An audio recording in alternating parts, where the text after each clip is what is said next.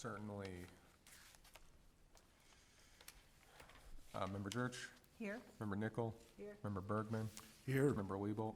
Here. Member Richardson? Here. Chair Kraus? Here. We have a quorum. And perfect attendance. Second item is the consideration of the October 9, 2019 regular minutes. The minutes were distributed in our packet. I would entertain a motion to approve as presented unless we have some other comments. I'll make that motion to approve. Motion from Paul, second. I'll second. Second, any discussion? All in favor signify by saying aye. Aye. Aye. Any opposed? Non-agenda items, we allow a portion of every meeting for individuals in the audience who would like to address the commission on areas that are within our purview and are not on tonight's agenda. Anyone fit that? No? Okay. Agenda item number 4 is a significant demolition review for 600 East Prospect Avenue. The village is in receipt of a demolition letter of intent seeking substantial alterations to the structure located at 600 East Prospect. This would constitute a significant demolition pursuant to the village's building code, which requires a review in front of this body. Glenn, do you want to take us through a little bit of the details, and then we will ask for a presentation from the property owner? Sure, so we'll keep the details briefing light because there are not too many in our records to share necessarily.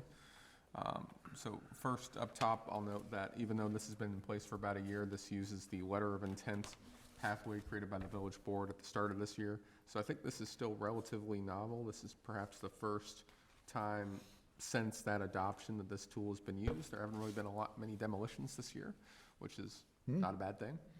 But again, that requires the applicant always to submit a letter of intent, a site plan, photographs, and of course, as this committee usually requests, they have completed that, that questionnaire as well. That talks through some of the points of their consideration of the structure. So this is not a complete demolition. This is, demolishing part of this house. It's an oddly shaped lot, as I'm sure the applicant will discuss.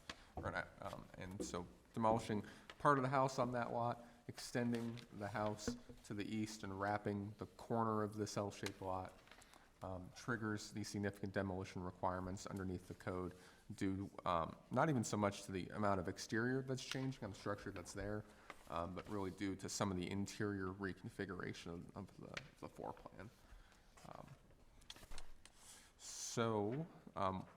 The information we have in our records is included in the packet. There's not much of it. There's a couple brief pages from the original survey of the east side of Lake Bluff. There's some information from the beta, if you would, of our Lake Bluff online app that shows some of the surrounding properties. Again, very historic part of town, but not too much detail on this property itself. The letter of intent is included in here, as are some plans that the applicant will be taking to the Plan Commission and Zoning Board of Appeals next Wednesday. So we include those, not to worry about the zoning concerns so much necessarily, but so that you can see the whole breadth and depth of the project they're proposing to undertake. So 3 choices, as always. The first is you can conclude your review tonight if you determine that this structure would not qualify as a local landmark. And if that's the case, just to be precise, we assume you would want to see it back if the owner should be denied their variation and would ultimately seek to demolish the house. So we've given you some motion language to make that clear, that intent. Second option, you can let the delay clock run. You can go to the next meeting or so on. 90 days is when this would ordinarily expire, so that's late January. Or you can extend an additional 30 days. So you can get to late February of 2020. You can wait until next decade if you like, but That's scary. yeah, that's we're one to say. I don't want to go there. So again, we have the applicant with us. I'm happy to answer any questions before they come up, or we can let them start the presentation. Any questions of Glenn? If not, if the applicant or the applicant's representative would like to step to the microphone.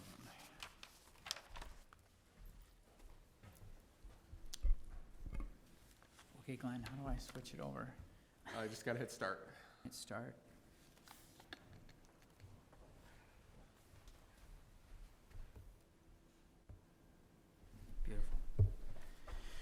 All right, thank you.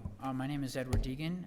We are the architecture firm that is helping our client, who I'd like to just take a minute and have her come up and introduce herself. Her name is Kathy Denkla. She's the owner of the property, and she can maybe provide a little context as to why we're venturing down this road in terms of a significant renovation. So, Kathy?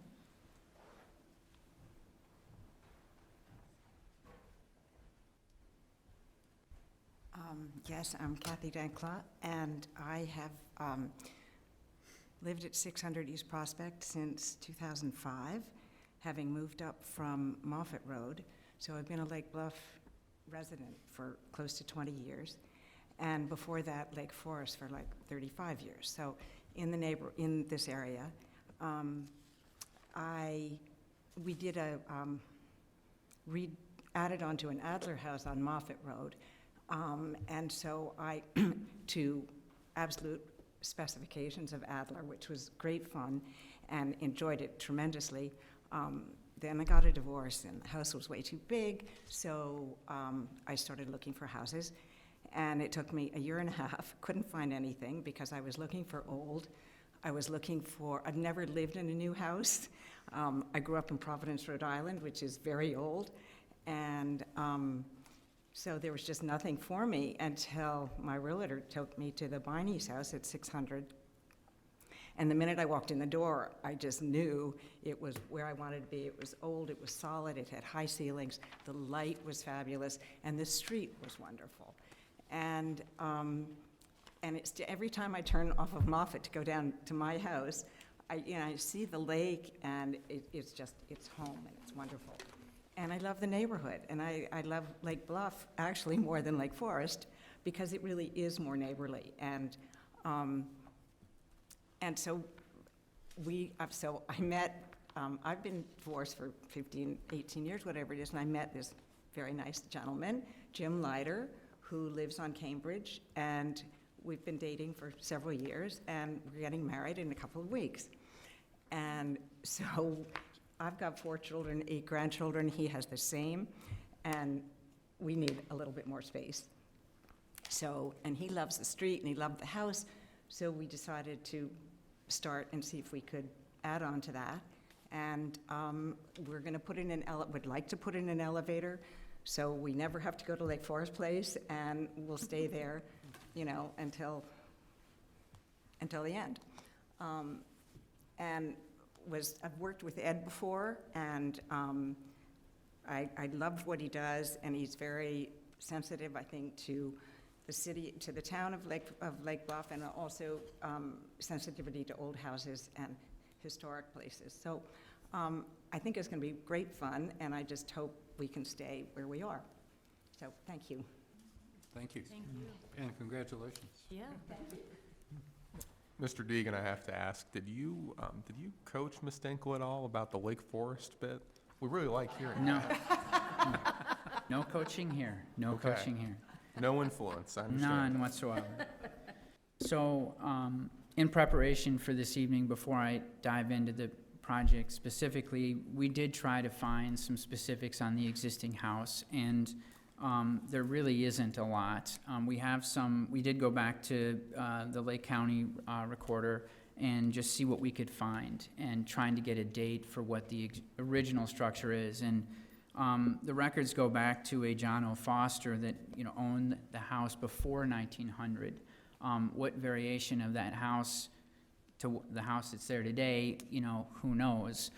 Presumably the addition, that if you are looking at the existing home from Prospect to the east, I'm assuming that was an add, so perhaps it was just really an American Foursquare, at that time period.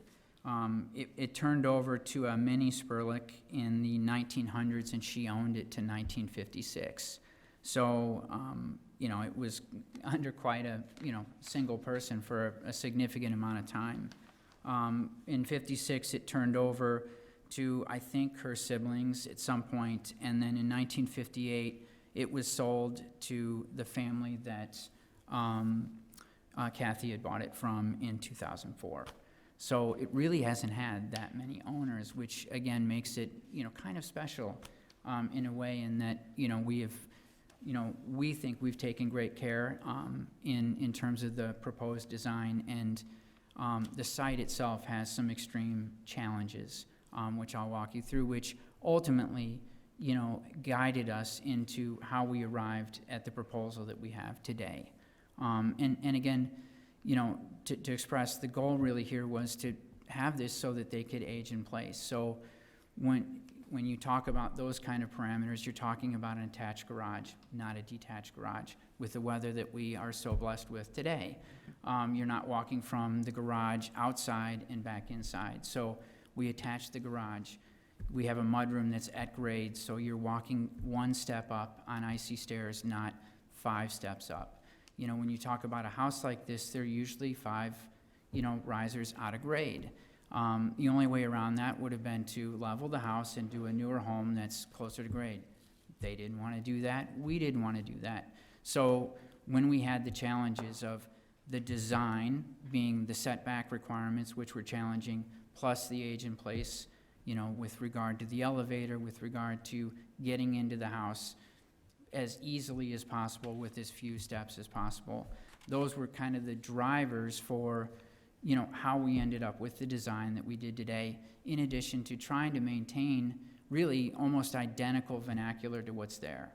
So, if you're asking me what style is this home, it's really a mix of a number of different styles, but the existing exterior of the home has, a cedar shake roof.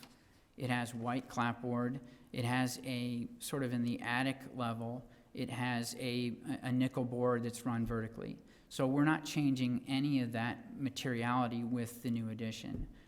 There are areas where we do have low pitch roofs that we are introducing a metal so that we can make sure that we don't have any issues.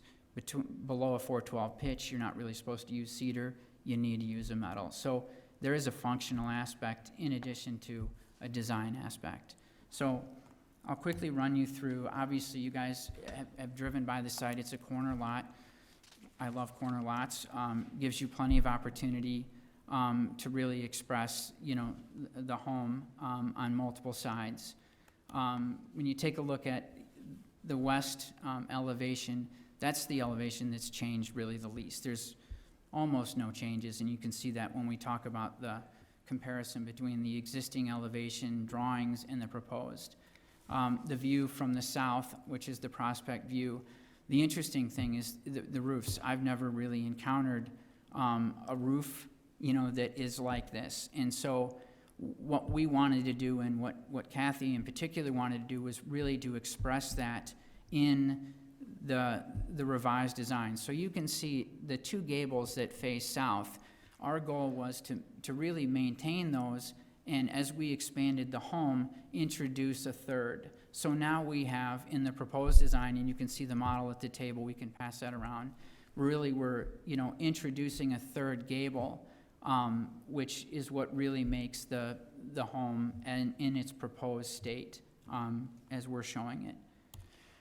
Looking at the other views, you've got on the bottom left, you got the East Prospect Avenue view as you're looking at it from the east, and then you've got the backyard of the home, which is the view on the right, which shows the back of the detached garage right now and the north exposure of the existing structure. This again is just kind of a figure ground study. The red area is highlighting the actual property, and you can see how unusual it is. It really is rather challenging. If you were going to tear the house down today, I'm assuming that you'd probably want just to work within the vertical north to south piece of property and not deal with the east to west. And then this really shows you how little impact the current home has to the streetscape. So you have to the west, you have the existing house. To the east, you have the existing detached garage in comparison to the footprints of the other homes about it. And it's also worth noting that there is a fairly decent amount of breathing room between the existing detached garage and the neighboring property to the east. So there is some relief in that streetscape. And then this shows the proposed. So, you know, it's really, it just is really a connection between the existing detached garage and the new house, or the existing house. The site plan here, I'm not gonna go into too much detail, but again, you can see the building envelope as these dotted lines that wrap around, and it really presents some challenges with regard to how the existing house was situated, which is this area here. This is the area that we're gonna be removing, which I believe was an addition at some point, you know, beyond the original, what is the American Foursquare, which is, you know, the area highlighted in red. And then, of course, you can see the detached garage here, which is currently also an existing non-conforming. And then this is the marriage between, you know, we've taken the detached garage and now moved it back, attached it to the structure. We have a breezeway, which is enclosed, which is at grade, which makes it very easy and accessible. And then you're stepping up inside from there up to the original height of the structure. And then we have the addition, which marries to the existing structure. So this is just showing the existing basement plan as it is today and the area that's being removed. So it's not a huge amount of area that's being removed relative to what exists right now. Again, the first floor, we are doing a significant amount of reworking on the inside, but with regard to the west facade and the south facade, they're really staying very similar to what they are today on the outside. And then the second floor, again, significant amount of rework, and then this is what's being removed. When you look at the proposed lower level basement renovation, we're, you know, proposing an extra bedroom suite in the basement, you know, the typical laundry room and mechanical rooms, and then storage area. The first floor, one of the things that our clients really wanted was a center hall entry with the staircase, you know, gracing your entrance, the living room on the west, dining room on the east, and then you move into, you know, more of the semi-public spaces, you know, a private library, a kitchen, which is really the transition between the garage and the mudroom breezeway, and the kitchen kind of is really the area that tries to capture both, you know, that morning eastern light, as well as views into the rear property. The second floor, we've maintained an office in this corner, introduced an ensuite, and then really just two masters on the second floor. And this is really where you can get a good understanding of, you know, the existing structure and then the proposed structure. And Kevin can maybe pass around the model. You guys can just take a look at it and pass it on. But if you take a look at the existing house on the top elevation, you can see this is where the existing front door is. You can see the interesting, you know, gable with the clipped gables. And then this is what we believe was at some point, you know, added. And that's really what's being removed to allow for the addition of the third bay, if you will. And then we step the building back to provide, you know, to allow the front main section to read as a more symmetrical piece, and then the setbacks are really what drive us to push back this area here. You have the breezeway connector and then the garage. So architecturally, we're just taking the kit of parts that's available to us right now on the exterior, and we're not reinventing anything. We're just utilizing that kit of parts as we work our way around the facade of the structure. West elevation, again, you can see this is the one that's really affected the least. We're just modifying, and you know, we have old windows in the house. We're updating the windows.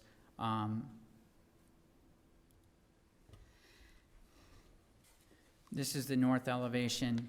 Again, you can see where the detached garage is in the upper one, and where the proposed garage that backs up with a screen porch that faces north, and then the connection between what is the existing building and the new addition.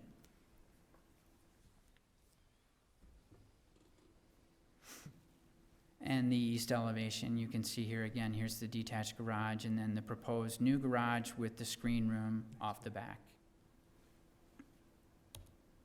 So these really colors and, it's a cedar shake roof.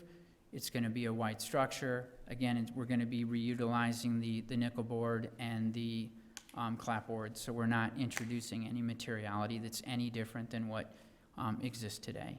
So this just gives you an idea of what it potentially could look like. This is as you're approaching the driveway from Prospect. This is more of a true elevation, standing on Prospect, looking to the north. You can see the new front door. And then this would be looking from the corner, looking more east. So again, this is really the west elevation really is what's changed the least. And then this is if you're standing in the backyard, looking south, that's the new screen room. This is intended to illustrate at least the massing of the house that's adjacent to it, and the breathing room between the two, and the addition of the breezeway, which is a one-story form connecting you to the screen room. And this is just an illustration of the square footage. We are within code compliance on square footage, so we're not adding any more bulk than we're allowed to. Be happy to entertain any questions. Anybody else want this back? I'm sorry? Can you show us where the light plane is? Where The you daylight did plane? prints? Yes. Sure. I don't actually have those details in this presentation, but if we take a look at, It's in the packet. I can put it up if you want. oh yeah, that'd be great. Let's see if I can do this.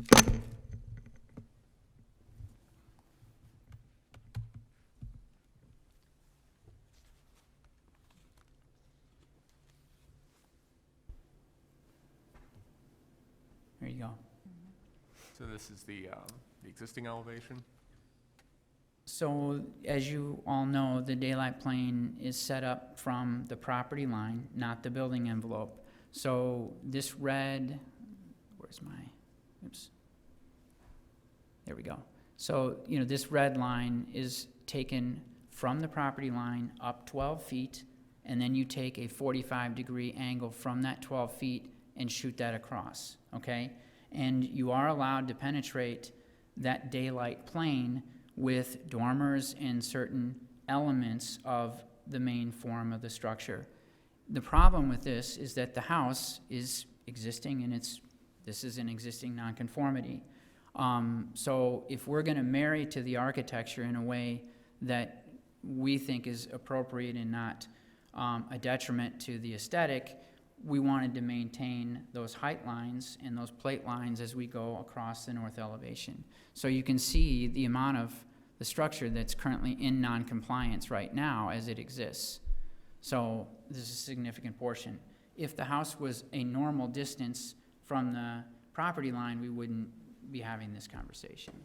So the goal really for us was to not worsen it, but maintain it with the addition that we're proposing. So, right, you're not increasing that nonconformity in any way? We're not making it taller than it is now. In other words, we're just matching the heights that currently exist. Glenn, can you switch to the next slide? This is the next slide. Oh, it is, okay, so there you go. So in this particular case, go back to the other one real quick, I'm sorry. There you go. So what we did is we took this gable off here and lowered it with a shed roof. So if you go back up to the next slide, we're actually improving it substantially. So if I could step away from the microphone just for a second.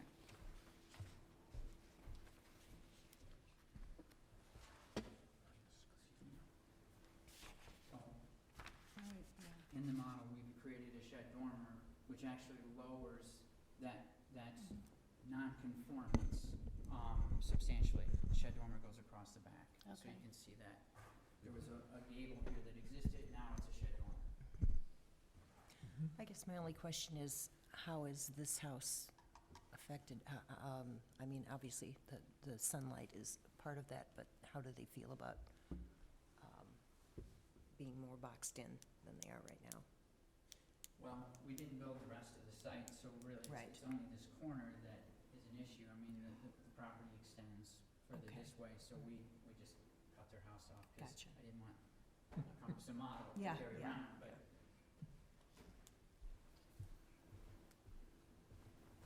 I do know that the homeowner is here for the Maple property. You can certainly talk to, if she chooses to speak, you can certainly ask her those questions.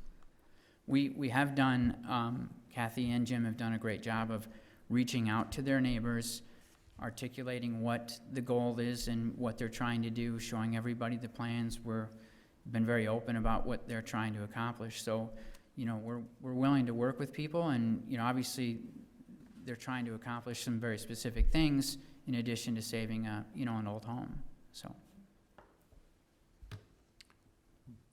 Other questions from the commissioners? Paul, you look like you. Yeah, I have a couple of questions. Your, Ms. Denkla, the clients are talking about aging in place.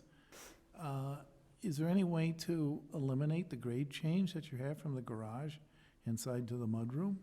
I mean, I have friends who are just devastated by that once you get into a wheelchair. You're talking about aging in place, man, that really changes your lifestyle around. And so, do you have wheelchair accessible bathrooms and whatnot in the house? So we currently have bathrooms that can be, you know, readied for that.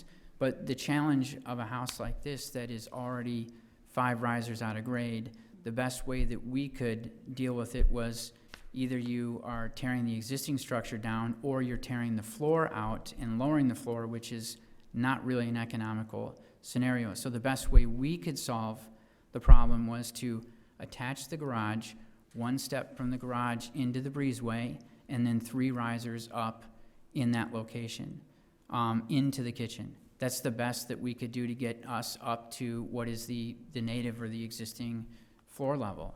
And then we have an elevator at that point, which takes you down to the basement and takes you up to the 2nd floor. So it's a 3-stop elevator. We looked at moving the elevator in early studies, kind of in the corner of the kitchen, which would be a 4th stop, and it just compromised the aesthetic of the home. So there's always compromises when you are working with an older home. We did what we thought was the best for, you know, what they thought was acceptable. So we did try a number of different scenarios. What worries me, I have friends who have the wheelchair ramp taking up an entire garage stall space now. So you lose a car space in order to have the ramp so that you can get into the house. It seems to me that you move the steps far enough away from the garage floor that you can't utilize that solution of having the ramp and getting from the. Glenn, can you switch yours off and I can go to the? Yeah, Sorry. quite all right. So can you remind me what percentage of the home you're taking down? What percentage of the home we're probably only taking, you know, a quarter of, if that, of the house away, which is just that portion to the east that kind of steps in right now and retaining that American Foursquare, and then we're taking that and basically mirroring that. So there's about 26 feet of existing house that is the American Foursquare, and then there's another 12 feet of that addition to the east. That 12 feet is what we're taking down, and we're retaining the 26 feet of the existing. So I think it's our job to consider, you know, you're not tearing the whole home down, you're not even tearing a significant portion down, which is appreciated. And, you know, I think the plan of what you're doing looks lovely, and it's always great to restore something instead of taking it away. I lived on Prospect too, and so it's nice to see what always will be until you've been there and gone, the Biney's house, because it doesn't become yours till you're gone, I guess. But I really like the plans. Thank you. I think it's a nice plan, too. I have another question with regards to the exterior facade. You're introducing an arched window over the front door. On the original house, you have this wonderful little pediment that's over the existing front door, which I think mirrors and sort of amplifies the angularity of the house. You have these wonderful, I call them dog-eared gables from a different project that I worked on. But you have these wonderful sort of dog-eared gables around the house, and that little pediment adds the angularity to the house, emphasizes the angularity of the house. And it seems that once you have the arched window over the front door and the arched window over the garage, you're sort of adding another design element to it, which sort of, I think, takes away, a little bit takes away from what I think is a kind of a handsome design. So I'm wondering if there's any, if you have any thoughts about that. So- Sure. It was, Paul, you brought something up that was of much debate in the office as to, there were two sides of the camp on that one. The challenge, I really liked the frontispiece at the existing front door. The challenge was with regard to the setbacks, we couldn't do, we wanted some sort of overhang. And so the goal was, okay, we'll get rid of the frontispiece and push the front door in so that at least if somebody comes to the front door, they're not standing out in the rain. Sure. So then we were thinking, okay, well, what the frontispiece does to the existing, how can we introduce maybe an element that, you know, emphasizes the center form, which is enter in the concept of the arch window. I'm not totally married to it, so we'd certainly entertain that, but you're right, it is the only arched element on the entire project. So great observation, and, you know, we're certainly welcome to having conversations, because there were two camps in the office on, Well, the house has a nice muscularity yeah. with it, with all of these wonderful sort of geometric angles to it and stuff. And it's a surprise, in its original state, it's a surprisingly handsome house Mhm. for being what appears to be pretty much just a vernacular house. Yeah, And yeah, so it's a I- fabric house for sure. It's cool though, yeah. It's a very cool house, and so I just wonder about picking up on what was there and Mhm. repeating that motif might be further in keeping with the style of what exists today. Mhm. The roof is very much like an origami project. Yeah, to talk to Kevin about building the model of that, it was Yeah. pretty, yeah. I think he was ready to jump out the window, so. Other questions? I Do we- I should add one more note. So at the dais, of course, we distributed 8.5 by 11 plans to you in the packet. There's a full 11 by 17 set there. I see most of you are using it.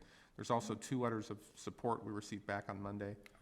So a slight error in not distributing those to you. We thought, I thought that those were only addressed to the PCZBA, but at least one is also addressed to this body. So that's from the neighbor to the northwest, kind of at the far end in the corner, and then a neighbor from across the street.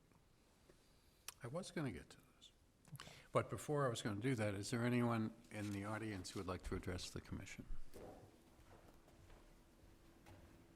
Okay. And we...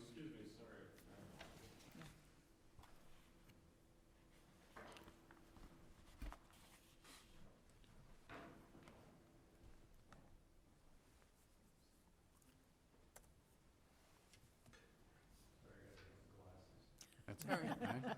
I understand fully. Yeah, wait, look I across the think we're a board. majority glasses group up here, actually. Put your glasses on. We are a 100% glasses group. Hearing aids are next.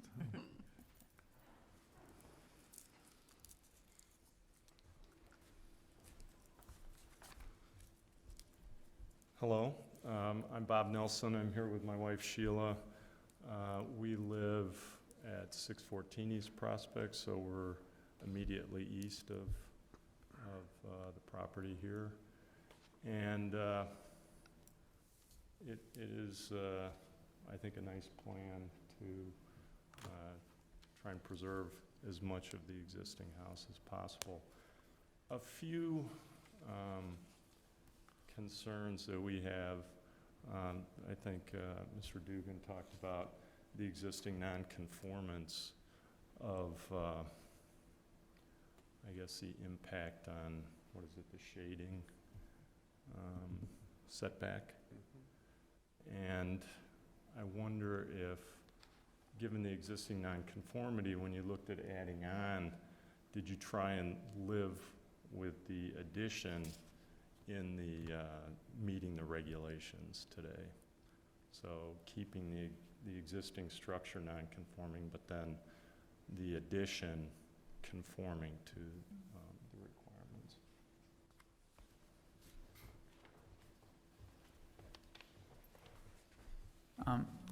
Specifically related to the daylight plane issues, if we were to,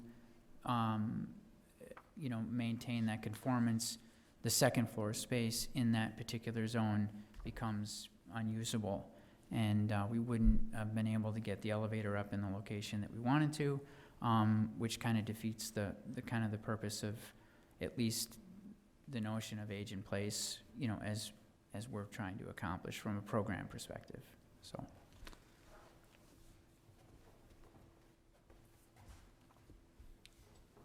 So from our perspective, that will impact, our view, the sunlight that we get into our property.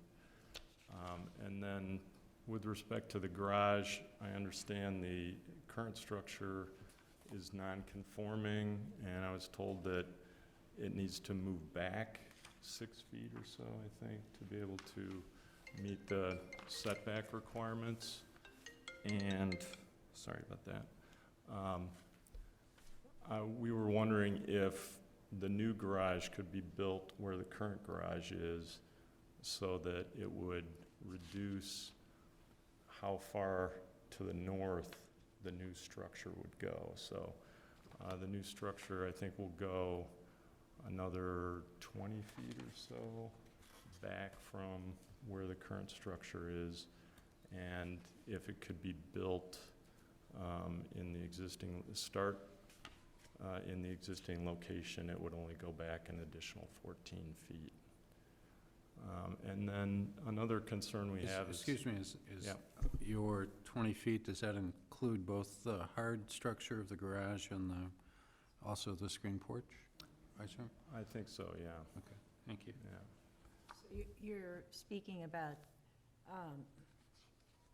moving it further east, but not moving it back further north. Well, I haven't looked at the further east part of it. Just talking right now about how far south the current structure is. If the new structure started from that southern point and went north, it would be better for us in terms of how much of the structure we'll see from our yard and our house. So if it helps illustrate, this is sheet A17, so you have it at the dais in front of you too. This red box indicates the extent of the current garage on the property, so that it is about 14 feet setback from the front property line. Needs to be at 20, which is what they propose to do here. So you can see that compared to today, they go a bit more to the east. They go a fair amount more to the south, all within the setbacks available for the property.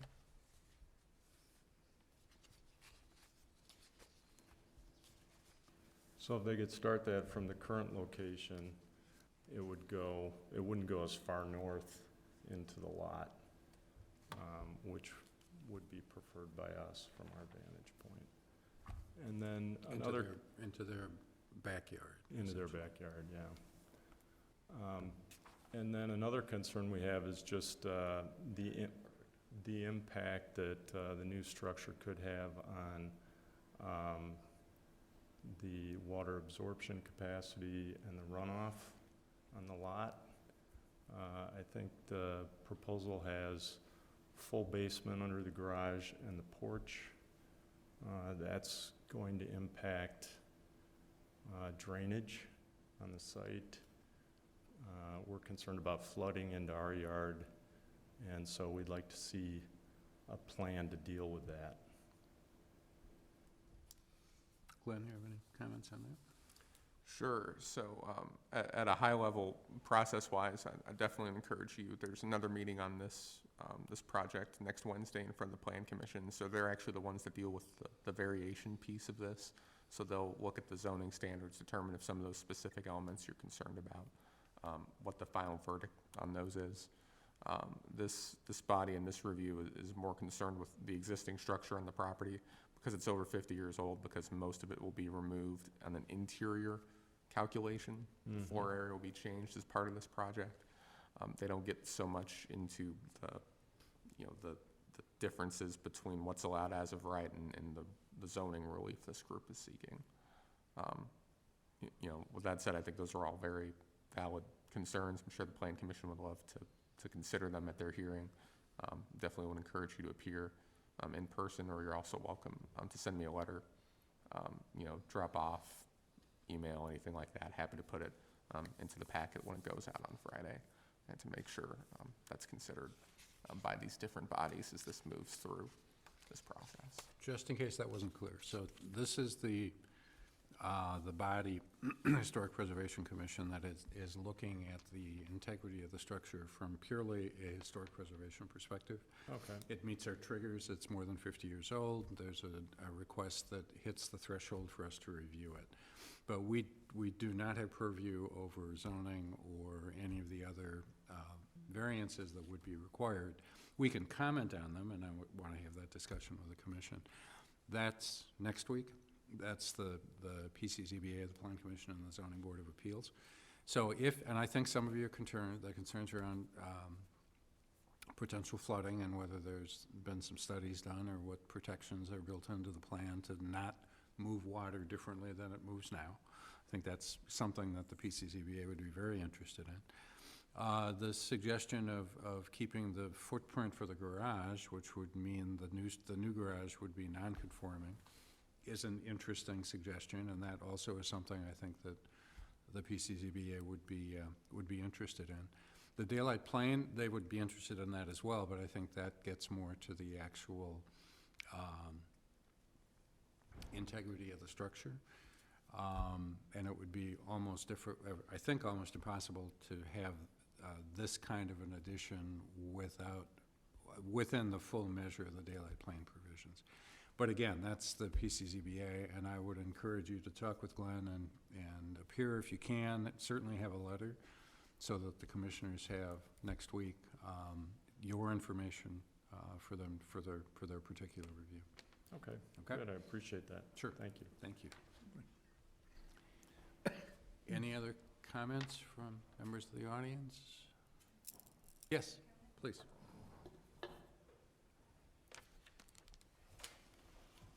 Hello, everyone. I'm Elizabeth Jensen. I live at 503 Maple Avenue. Janie mentioned that there's a house that's impacted on two sides, and that's our house.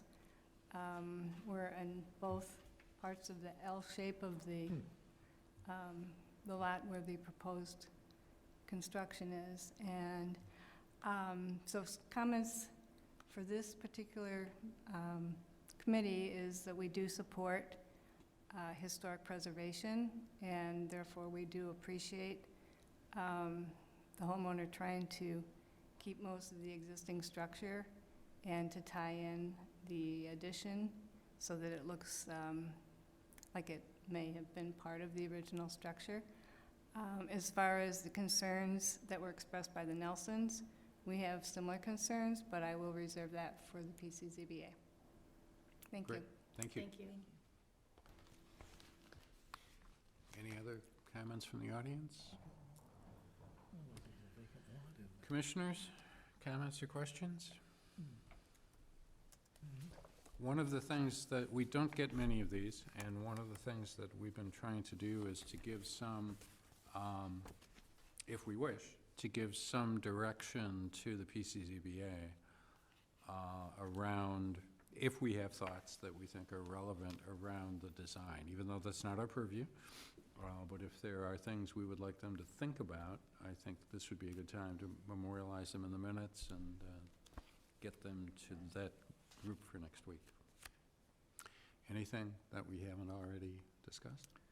I think this is a very interesting design, and I'm very pleased to see Ed and Ms. Denkler come forward with this design that is trying very hard to update, modernize the house, and at the same time maintain the facade, maintain the streetscape, if you will. The streetscape on Maple doesn't change, which I think is important.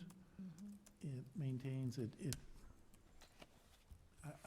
I don't know about the wisdom of creating a triple dormer on Prospect, but I think the triple dormer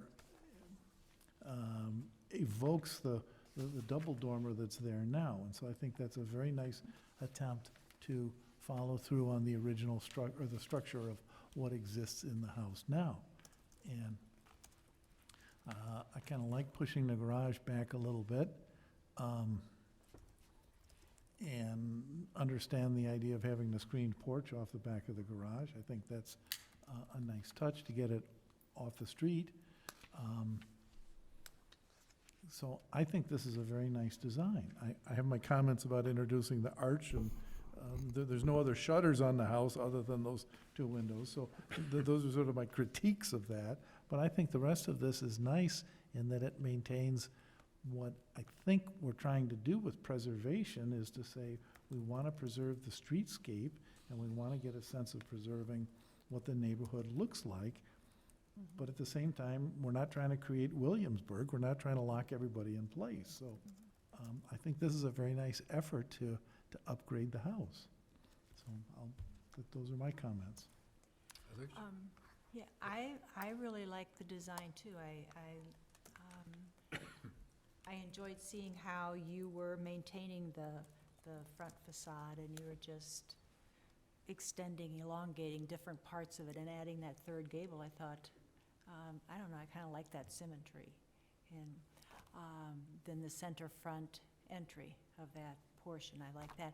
And I like the back too, rather than leaving just a flat back with few windows to the neighbors. You made it interesting with the kind of cornice over the back windows on the second story. So I thought that was interesting. I like the little front garden area that I think adds to the charm of the streetscape, along with the maintaining, again, the historic feel of the home. It just really felt like it could possibly have been there for quite some time once it's done. So, thank you. I also appreciate that you didn't go over the bulk. And I was on the zoning board for a long time, and so that was always a big concern, and it was always pushing the envelope there. So just to add that. Other comments?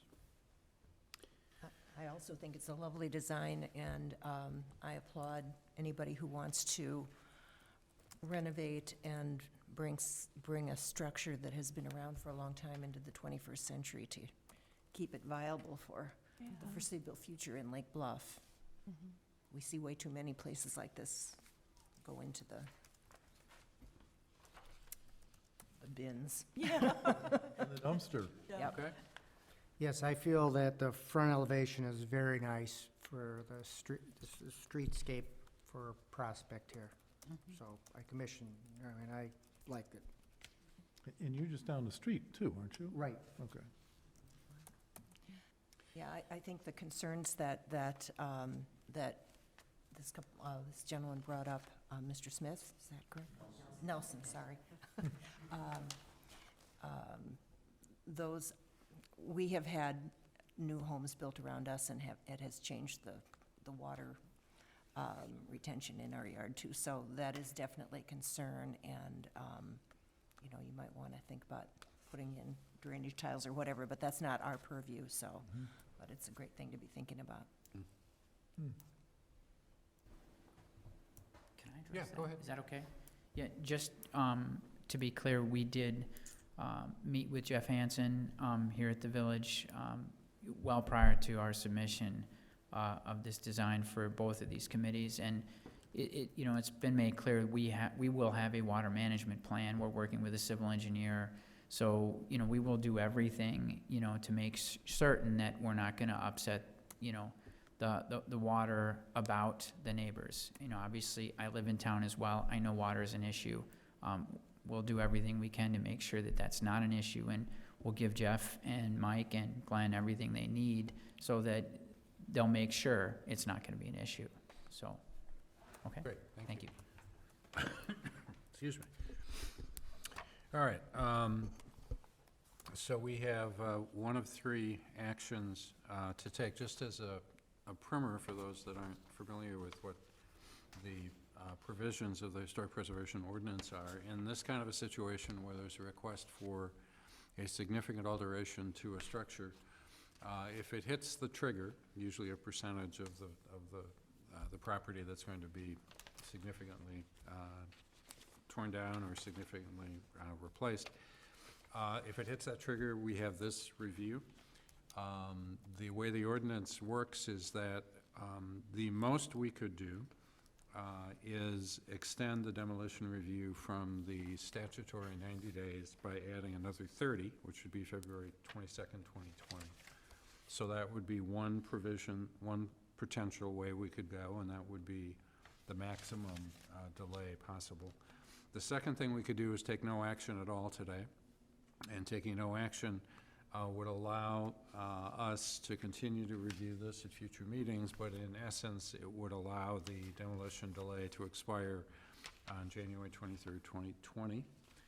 And the third option, which is what I'm thinking I'm hearing here, is to terminate the demolition review today, potentially with some conditions attached to it.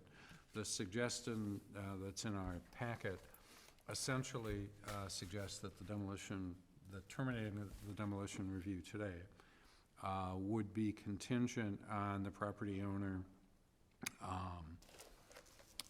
moving ahead with the redesign and the construction that is in the packet, which essentially says that the variances that are being requested to the PCZBA are granted. So that would be one other way. I suppose the fourth way would simply be to terminate the demolition review without any conditions. Did I make myself clear, or did I ramble on too long again? Okay. So would anyone like to make a motion on any one of those particular? Paul, Well, you I look- guess I have a question. Yeah, go ahead. Because if we terminate without any conditions on the PCZBA, and I guess then wouldn't it trigger again if they were changing the request that was coming back to the village? If you didn't get your variations and you were choosing to tear the whole thing down and start from scratch, which we would hope wouldn't happen, wouldn't that trigger and come back to us again anyway? It may, but if we would want to limit it, as the motion here suggests, that the delay would be applicable only to the structure shown in the letter of intent. So it would be very specific. If there'd be anything that wouldn't be granted or any variation that's significant from this proposal, then it would have to come back. Or it would go to the January or the February date. And I would finesse this a little bit if I could add some clarity. So Sure. as it's written today, the HPC's purview in this matter is relatively narrow. Mm-hmm. All right, conditions on the design ultimately built probably is going too far. Right. But Yeah. certainly we think that, if a complete demolition request were to come back, we would consider that to be a separate request, also subject to review. Mm-hmm. The village's legal counsel suggested that if that's your intent, that this is how this works, that you just say as much in the motion. That's all there is. Very simple. If the expectation is this comes back, if it was to be a total demolition, we say that in the motion, it's recorded in the minutes, and then there's no ambiguity. That's all. And the clock would start over. 'Cause there'd We be would new treat it as a new request. request. It would be a Yeah, whole 'cause it's different a request. Yeah. So I would move that we, You would make a motion to what he said? yes, that we terminate with the condition that if it comes back as a complete tear down, we review it again. Second? I second. I'll second that. Any additional discussion? Roll call vote, please. Certainly. Just a moment.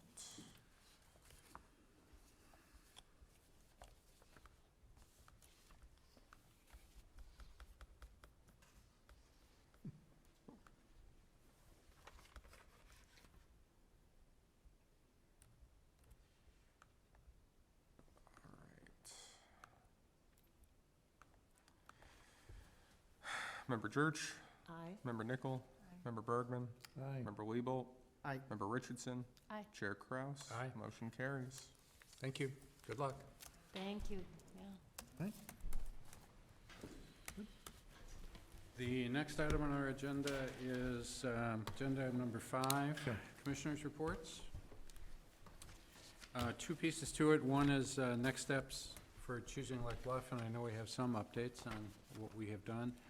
And then the second part, 5B, is a kind of a show and tell. I'd like to show you a little bit about what we're thinking about in terms of the walking tour, just so you get a sense of what that's like. But first, for the next steps in choosing Lake Bluff, we have a document in front of us. Branding, which is me. I think we've said, in fact, our minutes reflected that the branding discussion won't happen until after we have redone the ordinance itself, so that we know exactly what we're talking about, so no additional report there. Lake Bluff Online. Janie, Sherry, Lewis, who wants to give us an update on what you've done? Well, we have met several times with both Steve and Lindy Jensen, and we've determined that much of what we want to populate the database with has already been researched. It's just a matter of aggregating it in one place. But we have become more familiar, certainly not completely familiar with, but what has already been done, the files that are on, in drawers at the History Center that have personalities, and there are obituaries, and there are sales records from a certain short sliver of time, and I think we have a fairly good idea how to trace back ownership of property now.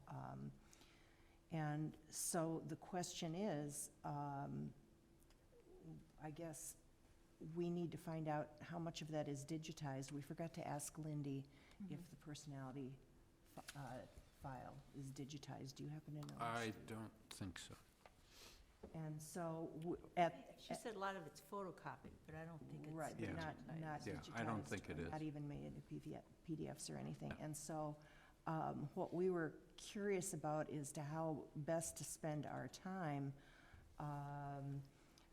If we, I know last time we met, you suggested that we take, say, just choose 10 properties and research them as thoroughly as we could, but if we're gonna do that, I'd like to know what, is it the sort of format that you set up already, that you want us to populate that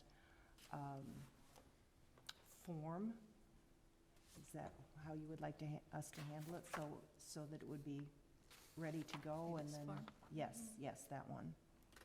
So that would be, and from my perspective, that would be the easiest, since it is a data collection form that exists and it's used to By populate others lots of than different just things. us. Yeah, and if you go back to the Evanston Lakeshore District, they did add some sections to that. We noticed that they weren't identical. but- They are not, Close. I think one is an updated version of what the standard form is. So I would interject slightly and say, to my knowledge, there's not a standard form as such. Okay. There's just 2 or 3 firms that do this in the state of Illinois, and they have used similar forms over the years. Okay. I don't know how accurate that is. I'm not familiar with the history forms, but that's what I've gathered from looking at a few different projects. The forms are similar, but they're not perfectly the same. They're not labeled with like a state designator. The state uses things that look like the National Register forms, which are much different.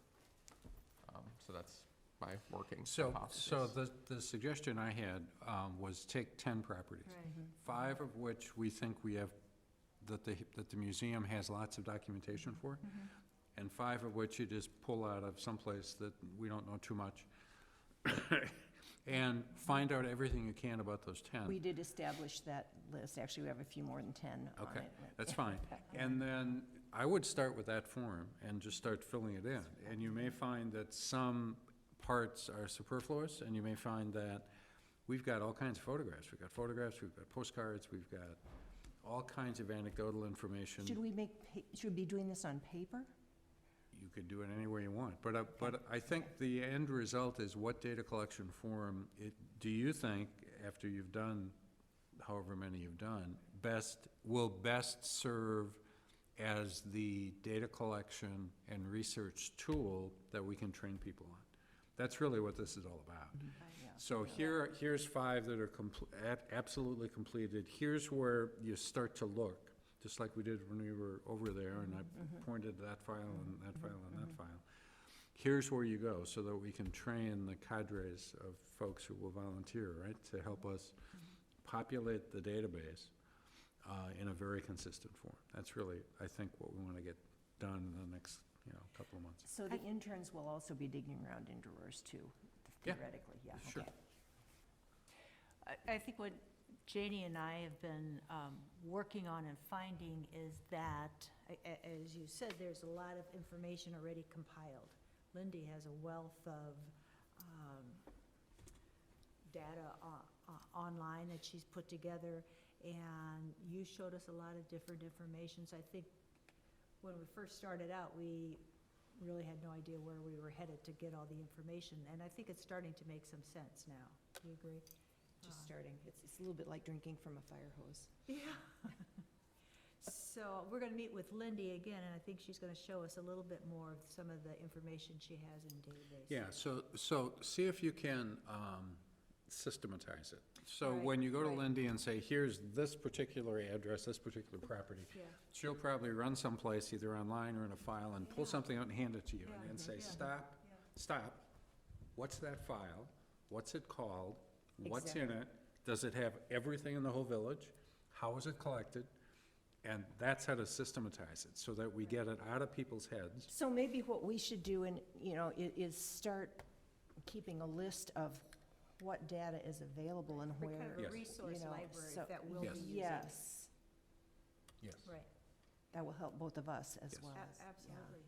So I was, for example, I was surprised, because I was sitting at Lindy's, at the computer, and I turned to the right, and I was looking, I forget what I was looking for up on top, and I looked down here, and there was, the file cabinet there had something that caught my eye. I opened it up, and lo and behold, there was a accordion file this big with all kinds of information on all of the hotels and boarding houses in Lake Bluff.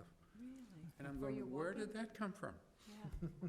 And that's the kind of stuff that, Yeah, you there's know. a wealth of information in that museum. Yeah, and a lot of, we just don't ask the right question. If I would have asked Lindy, where's the file on the hotels? She would have said, oh, it's right over there. But, Yeah, you're right. It's in too many people's heads and not easily Right. accessible and unless that's you have the that idea. person. And it's not just what's in the museum, it's also, okay, do we need to go out Right. to the county? Do we need to get other information? How do we import photographs? Are there videos that might be of interest that we may want to? Well, it's Would- phenomenal where things are hiding. I mean, there's things in the archives at the Art Institute. There's things just all over the Right. places you would not expect. So part of this is, so here's, Mr. and Ms. Intern, here's 5 pages that are blank. It's a form. And we want you to take this house and fill it out, and here's where you get the information. And if you can't find it, just put a note that you looked and it wasn't there. And that's how we can get this going. But somebody has to Where you fill it. looked. Yeah, somebody has to Yes. fill out the form, and somebody has to actually document what's in the archives, so that we can enhance it. And then, once we start doing that, we have people that are good at doing that, then we can go on the back end and look at each individual structure and go, well, this is such an interesting place, there might be more, let's go look for more. And we can just do that one by one. Does that help? Yeah, so one of our tasks then in the next month or two will be to develop that kind of library of Yeah, that'd be all great. the different information That'd be that is out there and where it can be found and who. If you notice, over at the museum, every drawer has a number on it, and some of them have what's in there. There is a master filing system. It isn't just randomly there. There is a master filing system. Someone owns that. So when you meet with Lindy, ask her. Key to that yet. Yeah. I'm not talking about a physical key. I'm talking You will about, be hard pressed to get your hands on that key. So, Really? Yeah. held. Someone Oh, will part stand of over this, it. this is not a lending library. So this, and a lot of It's people held- think it's they want to held- come in and it's grab Close stuff. to and- people's hearts, Yeah. yeah. And that's fine. So, but and for this purpose, we need to know where things are, and we need to be able to document. I think you're doing a great job getting closer. Well, it's fun finding out the different information. Okay, great. Paul, any update on I have- sequencing of landmarks? I have been slowly plodding through the list. We'll get to Uh, that. There are, one of the things that I didn't quite believe when I first went to work was the statement that as soon as you create a list, it becomes obsolete. And that's something I have found throughout my career, that as soon as you create a list, it's obsolete. And so the list that I have, that Gabe, has got all sorts of funny little problems, all sorts of funny little quirks in it. So there's a whole series of houses that I know have been demolished. As I've gone through, there's a couple of others that have disappeared. And there's a couple of listings on there that I can't find. And so I've been going through the list and getting in a car, driving around with the list in hand. And there's a couple of houses, I'm not sure if I'm just missing or if there really isn't a 130 East, I think it's 130 Center Avenue, but there's one house that it's on the list and it's like listed and there's commentary about it, but I can't find the house, so, but there's some quirks with that, so. Drive you crazy. Yeah, so, I am puttering along with this. As the team is putting together the history walk for the Lake Bluff 125 as the legacy gift, part of that process is identifying stops on the tour. We'll take a look at a demo. But part of this is going to dovetail, because the ones that are the most important for people to stop and look and listen are the ones that we want to make sure are on your list. So we'll be coordinating as we get into. Well, and actually, if you, if your committee is looking at documenting 10 houses or documenting just 2 or 3, maybe we ought to cross-coordinate, because I can at least give you 3 or 4 houses that are going to be on the list. Sure, yeah. And so it might be Yeah, fun to just perfect. simply start with those. That'd be That great. makes Yeah. sense. That'd be great. And say, okay, go get that one, you know. Yeah, Um, did you do that? Yeah. So we should probably share some emails back and forth or something. It's great. By the way, you need to volunteer for one of these committees. I'll let you decide after you hear all of them. Sherry and Lois, districts, we do have a document that was in our packet, I believe. So why don't you take us through that? Well, we started by looking at the districts that you had outlined. We looked at what Janet had done in the past. We know the conversations that have happened about districts and how the village board has reacted to the word district and what that might imply. So we just, we started putting them together and seeing where there were complementary districts in each one of those. We decided neighborhoods might be a better word. It was a little bit less, Institutional, formal, institutional, yeah, and regulatory. and fit Lake Bluff. And then we kind of took another step back and said, well, wouldn't it be really neat if, when you're looking at that document that we just talked about, that it could also have a section that was on which neighborhood the house was in? Because every one of the neighborhoods on our list does have a specific history, which is why we kind of kept looking at them and breaking them out a little bit and didn't put a number of them together, because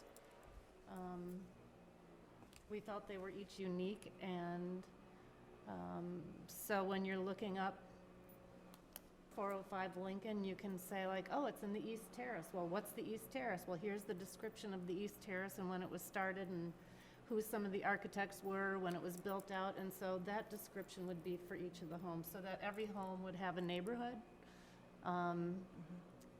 And that's where we ended up. And what else would you like to add there? Well, just to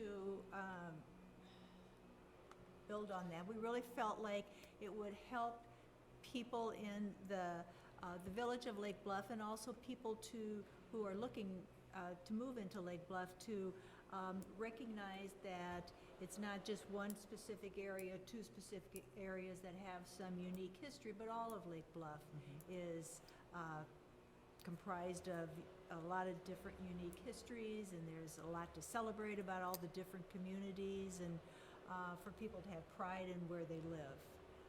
Not that it's not just one area that has all of the history, but all areas do. So we just thought that that would be something that would be really interesting to add to the Lake Bluff Online. And as Sherry said, then there, you could do a query on the different neighborhoods and find out what's unique about the neighborhood that your particular home is in, or that the prospective home that you might want to buy is in. And then I know we've talked about districts, and I guess, again, we need to figure out, do we want to go the district route, and historic district route, or historic overlays, or do we want to go with the neighborhoods? We kind of like the Well, neighborhoods. and even if you go with the neighborhood, we can still say that downtown is a Oh, yeah. historic district. Well, because That's in it has this been particular- recognized as right. such. It Yeah, is this a neighborhood. National Historic Yeah, Registered exactly. District. Right, It so is that something, doesn't it take is away. something that transcends anything we're talking about Right. here. Right, Whole different set of rules. completely, and that's why we don't Yeah. necessarily think this, what we're looking at here, needs to be that formal. This is for Yeah. everybody in the community. Everyone has a neighborhood. And it is a jumping off point. It doesn't preclude that down the road, we wouldn't want to say, you know, the camp meeting area really does have a lot of historic homes in it, and there's something really unique about this particular neighborhood. Let's move toward looking at it, making this a historic district. So it doesn't preclude that. Right. So you've taken the village and you've sliced it into 13 pieces. Yeah, but, you know, we were just talking right before the meeting started, the camp meeting area, we didn't include or carve out the artist and writers neighborhood. I think Which- that would be important to Well, know. yeah, I was thinking about that. So, and this is a suggestion, I Yeah. mean, but Yeah. we thought these were all unique. 13's a weird number, but that doesn't Yeah. a whole lot matter. Well, you know, one of the things I discovered reading the Benjamin surveys, which I haven't finished them all by any means, but, you know, just, there were some names of neighborhoods that she used that I had never heard before. And I thought that was really fascinating, so. Well, so that has to be taken into account, which wasn't here. Exactly. I'm just Yeah. saying that that's another great source for Right. that kind of stuff.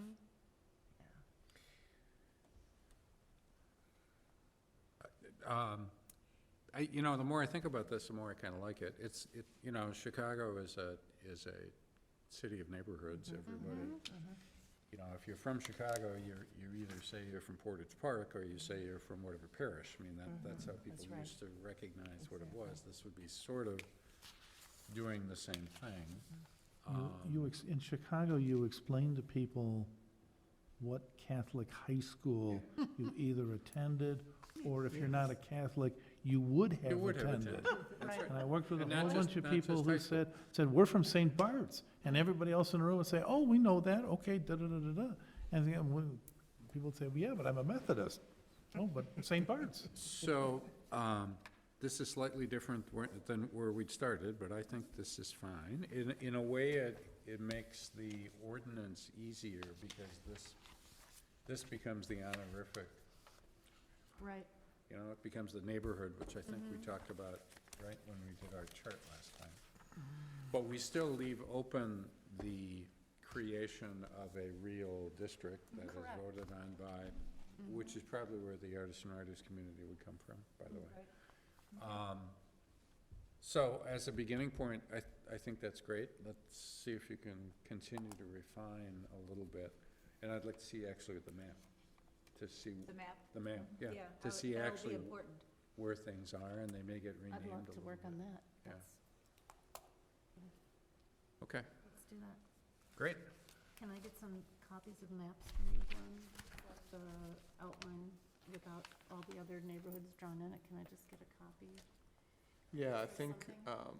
let me, Or I should say, Get- can we, not just me? yeah, I know, Chair Kraus has requested a similar thing, so I'll contact you here in the next couple days. You know, we have the zoning maps, we can send those out for an order. We can talk about if there's something to add or remove. There's a new one now, it's more colorful. Oh, that's nice.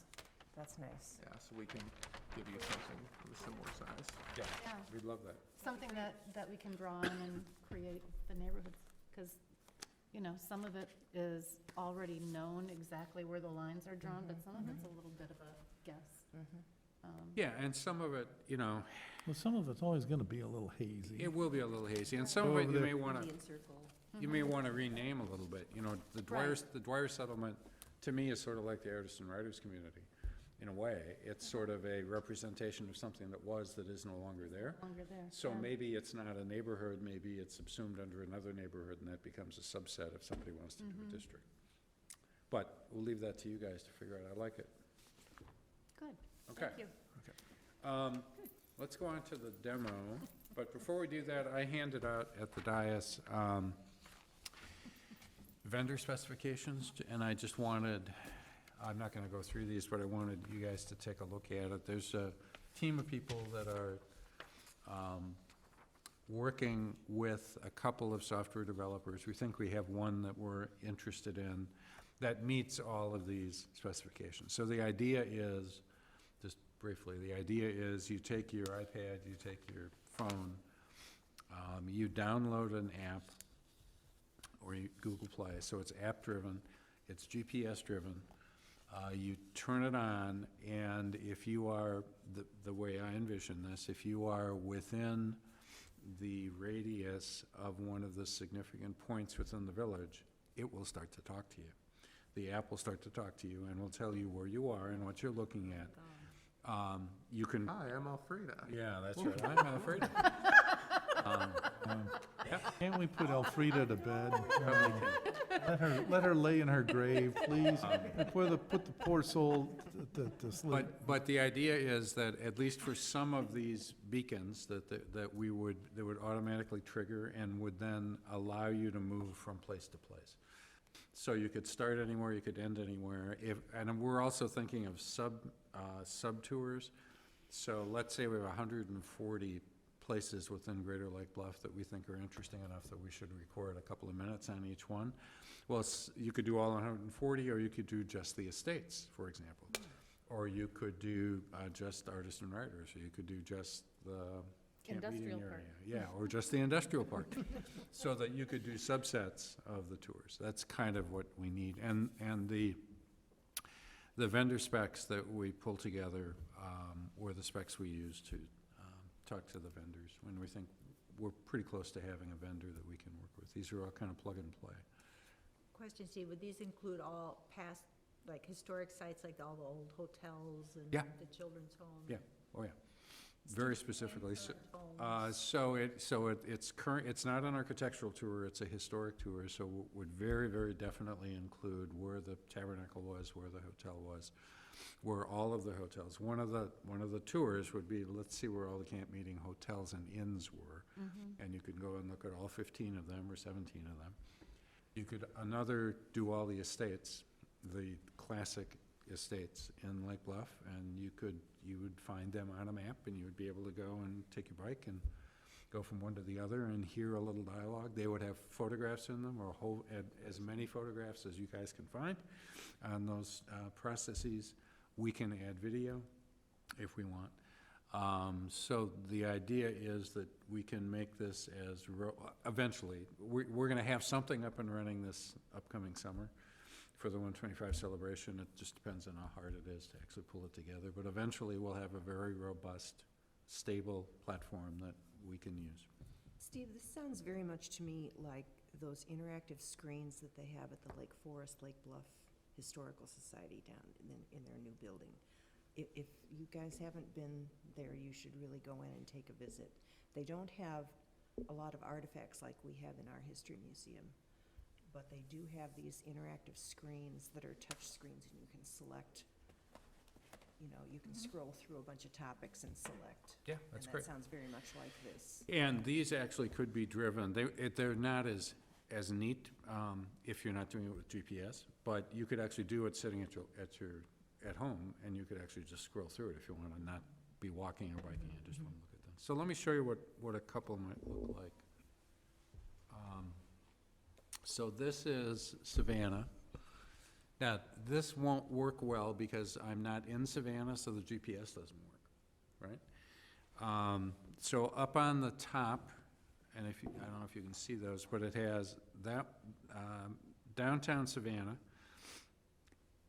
So there are 4 stops in downtown Savannah. You can actually see the 4 green dots there. That's the tour. If you were GPS linked, one of them would highlight and say, you are here, and it would give you a path to go from one to the other.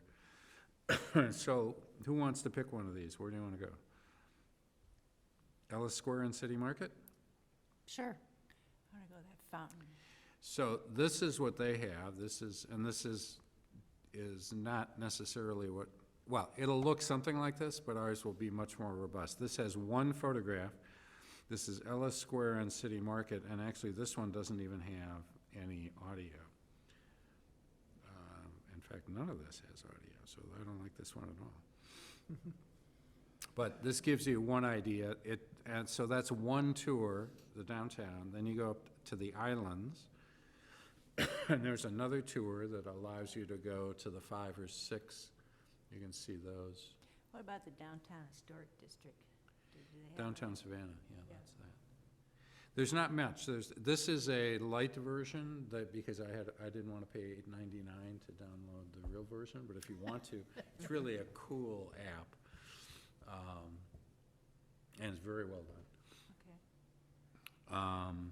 So that's one. Let's look at, what do we So want? would people have to pay $8.90? No, we're gonna do this for nothing. That's the idea, is that this is a free app, and you download it as you want to. Let's look at Old Town. So this is Old Town Chicago.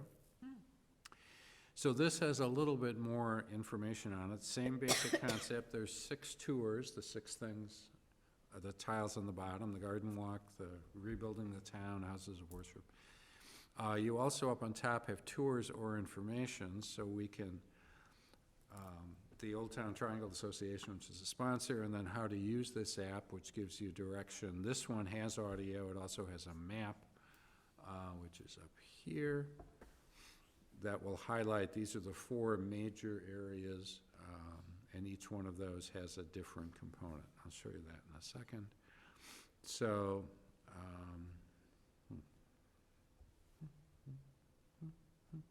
want to go backwards. How do I go backwards? Towards the top. That's not it. Back. Tours, thank you. See? He's never seen this before, and he knows it better than I do. So let's take this one from the ashes, rebuilding the town.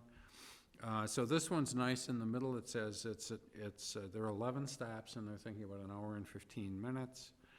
And it's discovering the types of buildings we cherish in Old Town. So you start a tour, and now we see, let's do the map on this one. So now we see this is the area of Old Town, and these are all of the stops that are part of that tour. And if I were there, it would give me, you are here, and how do you get from one to the other? So that's kind of how you navigate. Then you get this. If I get any sound, I may not get any sound. Here we are. Introduction. Old Town, or North Town as it was once called, dates back to the 1850s. Farmers of German origin built small houses and farmed the land. They built churches and schools and established a community that made them feel at home. Then, on October 8, 1871, a fire started in Mrs. O'Leary's barn on the south side of Chicago. The fire burned for 3 days. Okay? So you get the idea. Then so you navigate to here, to this starting point. You listen to this, then you walk or you get on your bike, and down at the bottom right, it says next stop, so it takes you to the next stop, and you talk about this, listen to this particular structure. North Park Avenue. Pause the audio until you've arrived at your destination. 1757 to 1763 North Park Avenue. Old Town Triangle Art Center, circa 1920. Garage with living quarters above. The first floor of this type of building was Now, what I don't like about this is he's just reading the text. So we would do this differently. There would be a different, there would also be more than one photograph, so there'd be multiple photographs. There are some examples where the photographs actually flip and match the narrative. And there would be more narrative, or there might be links to other sites that we want people to go to. So this is a pretty good one, pretty basic one. You think that's basic? Yeah, it's very nice. Actually. Jeez. How do we access that? Or is that another app Are we you, pay this for? is just an app. This one's free. Yeah, this is free. I mean, I it's, wouldn't mind paying for it, but what's the app called? It's this one, Old Town Triangle Tours, Old Town. I'll give you just 2 or 3 others, maybe even not that many. Let's do Memphis. So do these groups, they write the scripts and?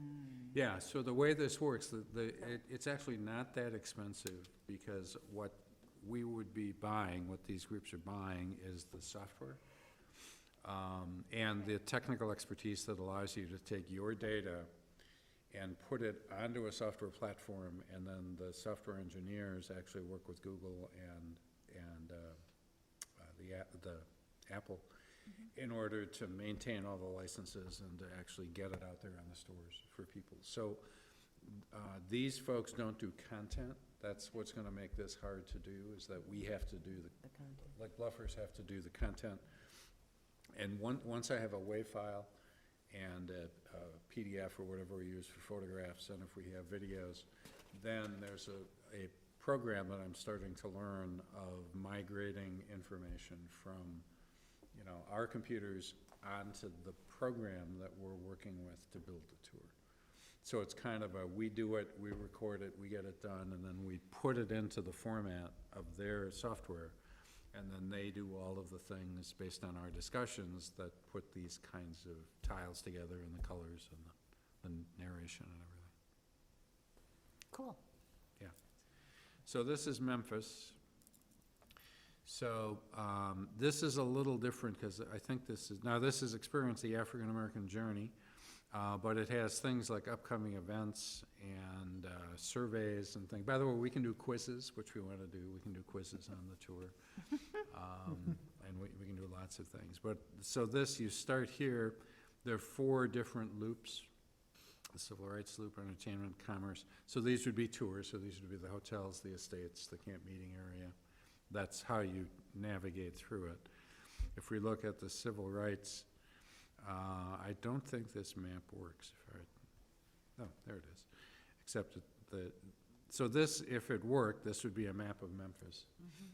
And this would have the tour stops, same as the ones before, same concept.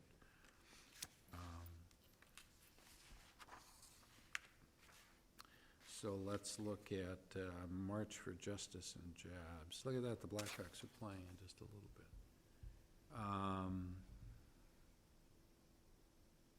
Yeah, okay, so that, I think you need to, yeah, we can just go there, actually.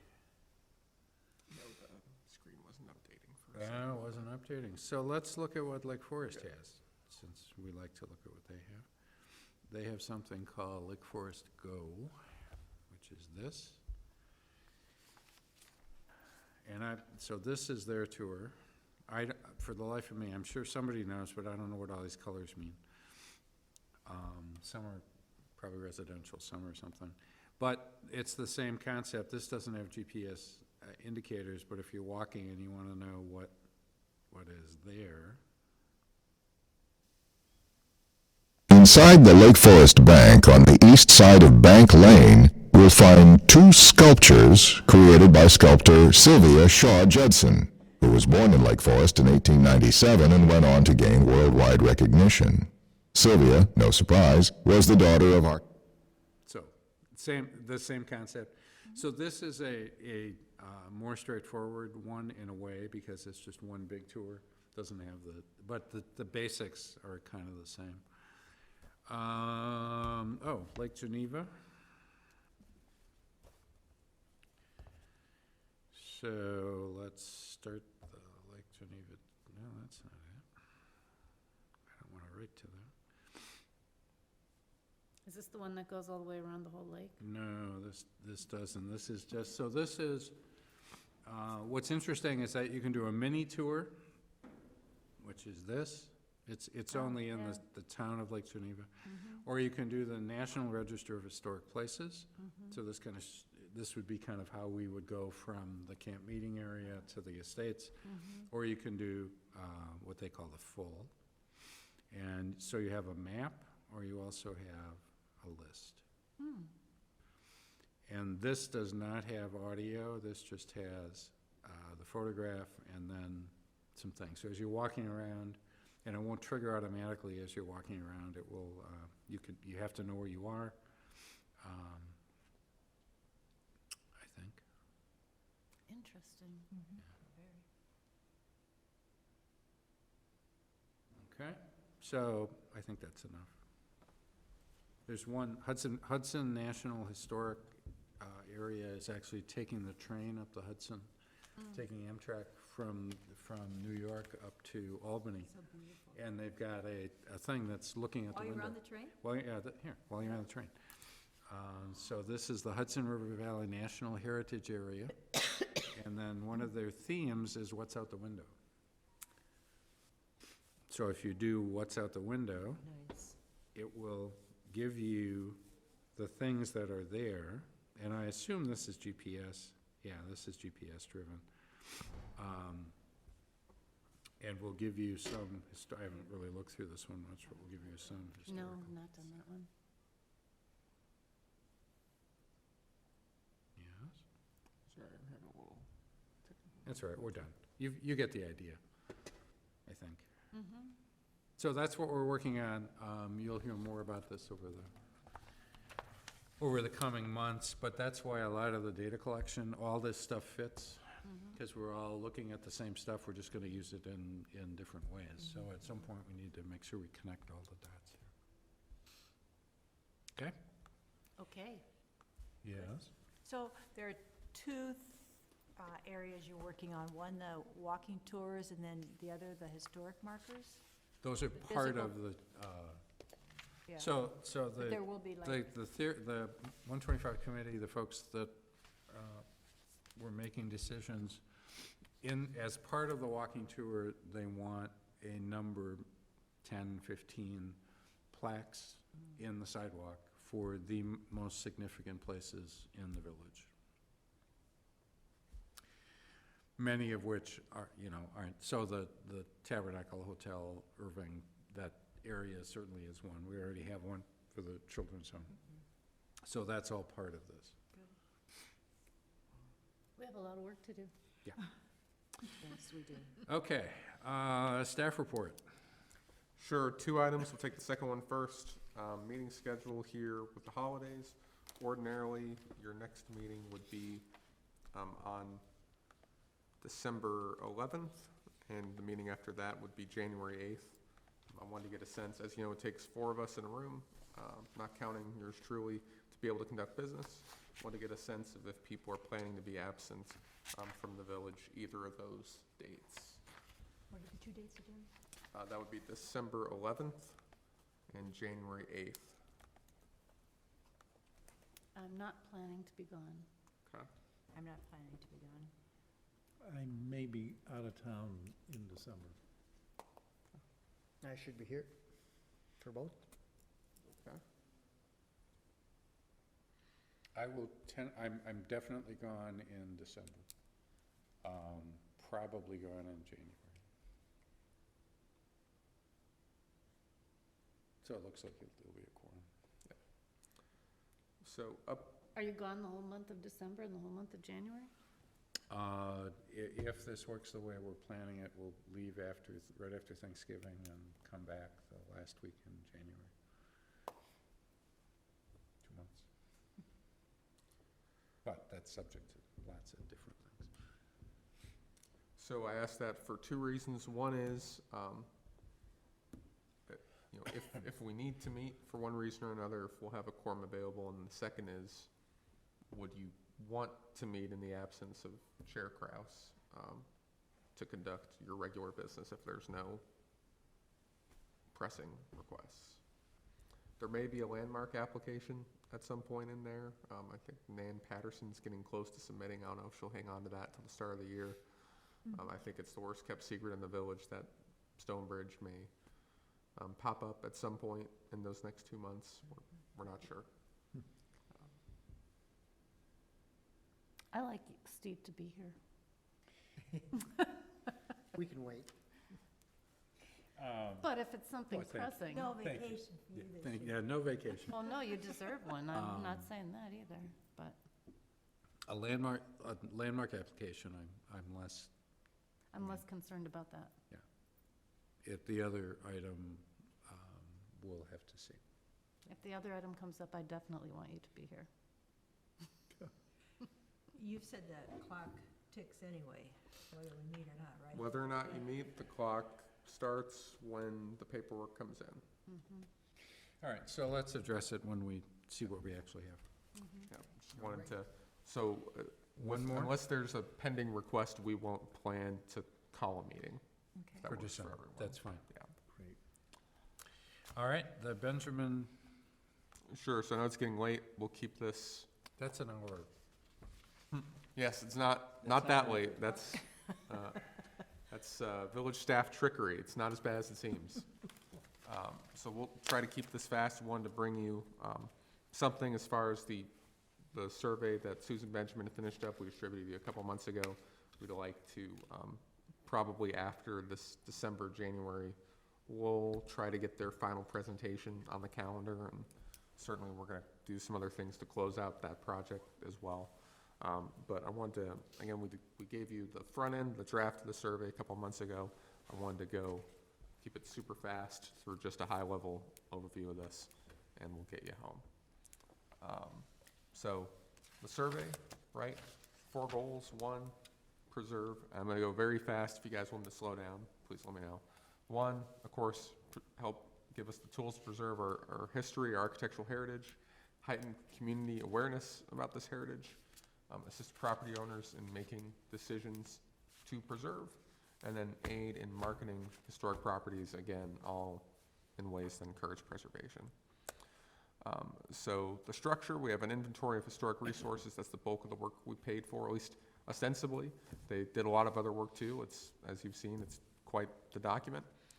There's development of history of Lake Bluff. There's some national context around post-World War II development, which is a lot of what this survey focuses on.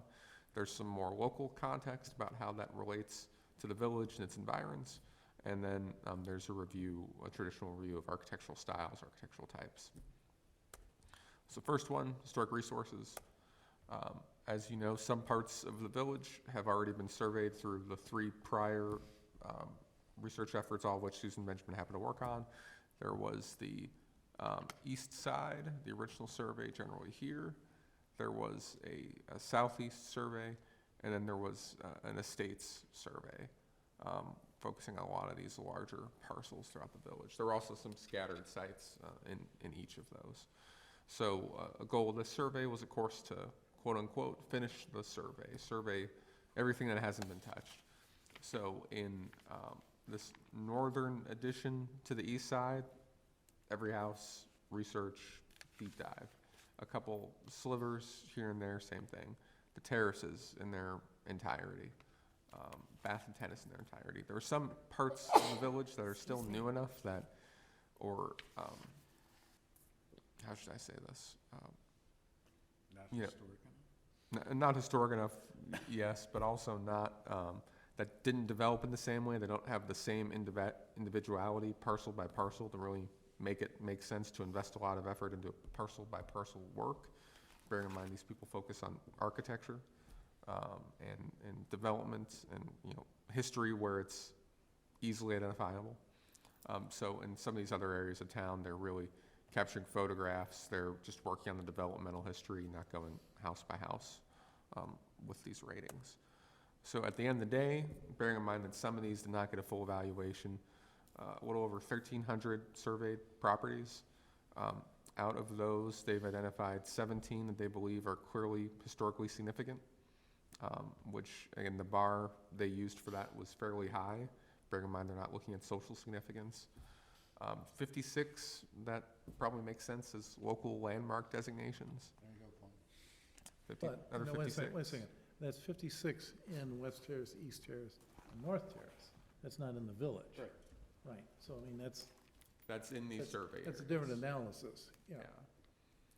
They suggest that there may be possible National Register districts that focus on post-World War II development in the United States. These are relatively unique so far to the National Register. Certainly the West Terrace, perhaps the East Terrace and North Terrace. There are a few examples of subdivisions like this elsewhere in the country that have been listed, but most of these aren't old enough to be listed. They're just hitting the cusp. And if you were to get into that examination, potentially over 500 structures that would fit into one of those plausible districts. So developmental history, this is the bulk of my presentation, but goes fast. So they went from the start of Lake Bluff to the end, a deep dive of the type that hasn't really been done in their prior surveying efforts. Again, the start of Lake Bluff, Genesis to Exodus to Revelation, we're going. Wow. We're starting with the pioneers, we're building the railroads, we're talking about the Civil War, of course we're talking about the Camp Meeting Association all the way through 1865, and the founding of the village in 1895. There's a whole list of reasons why you should live in the Village Beautiful. I decided not to read those out loud to you. We're talking about the schools, we're talking about the Armor Estate. We get into 1920, we're talking about the first village plan, one of the first communities really, if you think about it, in the United States to embrace town planning with a young planner from the Harvard School. Oh, there's subdivisions, names. We're starting to get into subdivisions. We'll come back to some of these that you may not recognize. Ravine Forest is probably the one built at this time that stands out to you. So Knollwood Heights, which is a lot of what may be called the North Terrace now, and then of course Ravine Forest. Knollwood southeast. Heights is the left, upper left. Yep, this is Knollwood Heights here, so you'll recognize perhaps the curve of North Avenue and Rockland Avenue and Washington certainly. Ravine Forest to our southeast, west of the estates here on the lake. Gigantic list, we get past World War II, we get into the GI Bill, we get into a time of rapid growth in the village and trying to manage that growth through the terraces, as the West Terrace, the East Terrace are all built out by the Chicago Construction Company, by others. Tract housing in some ways, but more architecturally notable than many of its peers, still a lot of integrity. The non-development of the Highlands. Warning, a developer is forming plans to build hundreds of houses on what would later become the Lake Bluff Golf Course. No sense of deja vu there at all. And then of course we move on. This is broken up into 2 slides. Now the list is too long to fit on the one slide. From 75 through 2019 to the present, where we get into Tangley Oaks and subsequently the Arbor Drive greenhouses, where we're getting into the development of civic facilities, where we're getting into the development of Wimbledon Court, more plan revisions. And the list goes on, the hits keep coming. Belforet, Bath and Tennis, and of course some very recent history, the first draft of history perhaps being written in some of these cases, where we're talking about the development of Bath and Tennis, of Wimbledon Court, of some very new properties in the village. And that's just the second section. So we're going to keep going very fast now, one slide a piece through these, but there's a good 40-page or so exegesis about sort of this national context of ranch housing and the GI Bill, and some of this draws from a book Susan Benjamin, I believe, is or has published or is coming out in the near future, looking at some of these trends nationally and in Chicago. Of course, you know, family entertaining and private backyards and televisions and What she's living essentially rooms. written here is the introduction to a National Historic Register district for the West Terrace. And she's done this on her own, and I suspect it will show up in other National Historic Register clients that she has. But we're the first to see it. Cool. Make it local, take the same trends, bring them to Lake Bluff. Top left, relatively contemporary 1991 Garden Club. Make our village beautiful. The Edens Expressway, Chicago being one of the first, well, really the first to have interstate construction, the Ike. As I understand it, I'm still working on my Chicago history, guys. I wasn't in grade school. The Eisenhower. I guess it's not called the, that's the Edens, but I'm saying the first interstate in the country was the Eisenhower. It's probably not called the Ike, is it? Sorry. That's fine, yeah, oh, that's okay. That You works. just- You've triggered my, okay, all right. And they're still working on it, huh? And they're still working on it. Does anybody know who that is on the right? I know that's Mary I Gustafson. was gonna say, I just can't tell what her face is. I mean, I knew Mary That's Mary Gustafson Gustafson on too. the left, but I don't know who Let down it is just a on the little. right. I don't recognize her. Have Looks to- familiar to me. Gonna have to caption the picture, huh? Yeah. Hmm.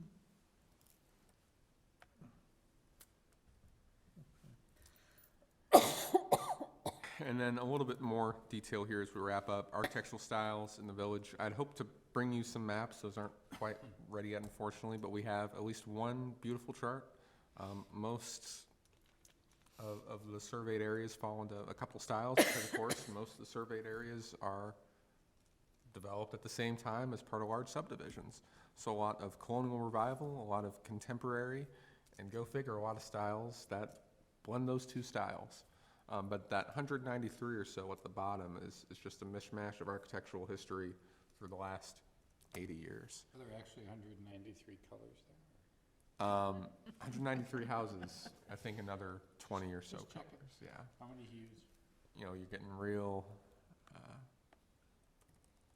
Are those broken out? somewhere there they are, yes. This is as far as I can zoom in, so you have to take out your spectacles. So of course, colonial revival, I have some descriptions, I'll skip them in the interest of time. We get into more contemporary styles, ranch housing, very familiar to everyone.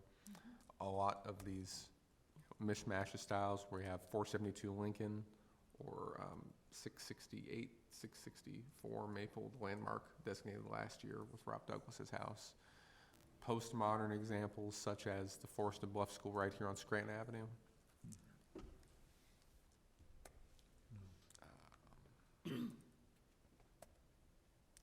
Neo-traditional examples over in the sanctuary, even brutalist examples. We have at least one strong one down there on Rockland Road at Jawa.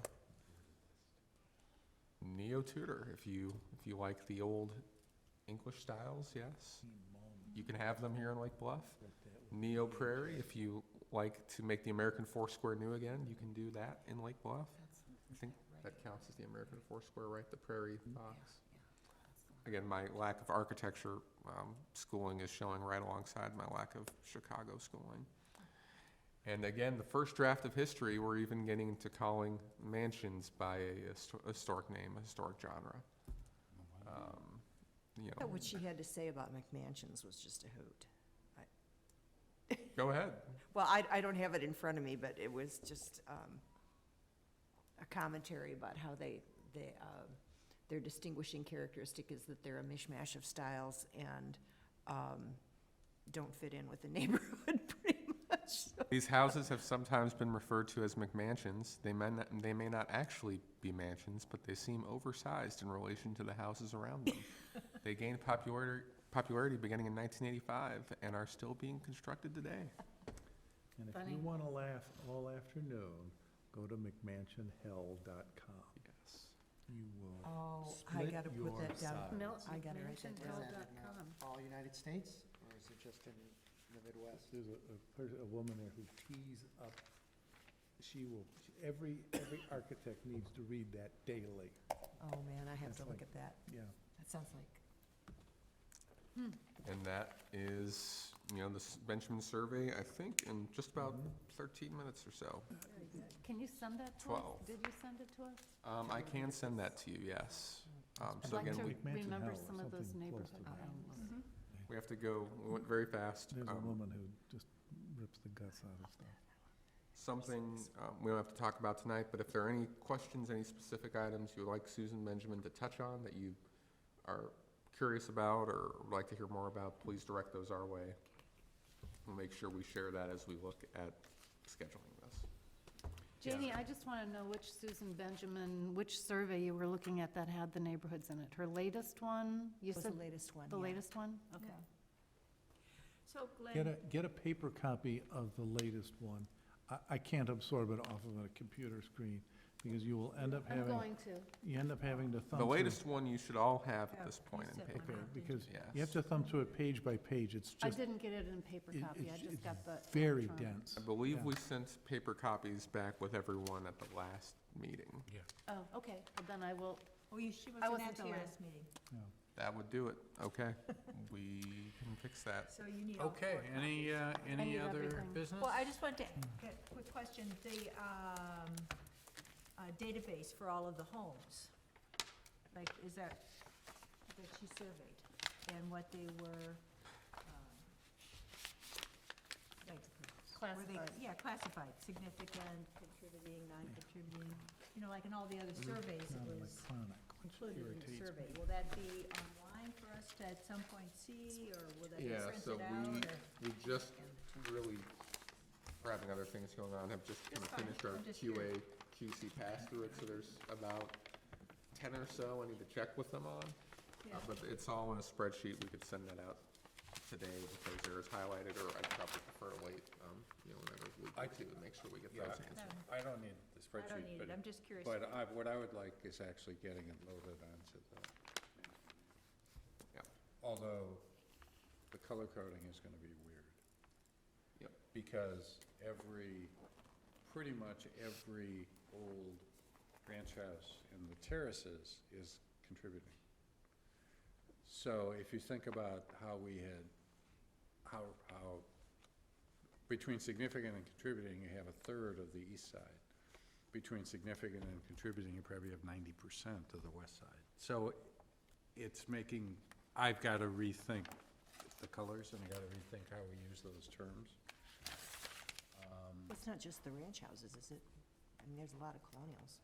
Yeah, but it's pretty much everything there is contributing in the sense of contributing to a district of its time, but it isn't, it's a different sense of use of the word contributing than I have always thought of contributing in a historic area of town. So it's a different use of the word, and putting it Yes. is, yeah, so that's gonna be a challenge. Don't put it on the main page. So have you I am decided happy which to committee not you do wanna work. join? I haven't decided. He'll call you. Okay. Give me a call. Okay. Motion to adjourn? So moved. Second? Look at that, it's before 9 o'clock. And should just leave these here for the, If you would like to, yes, we will recycle those. well, Yeah. don't the, see, because it even says PCZBA. All right, thank you all. Thank you.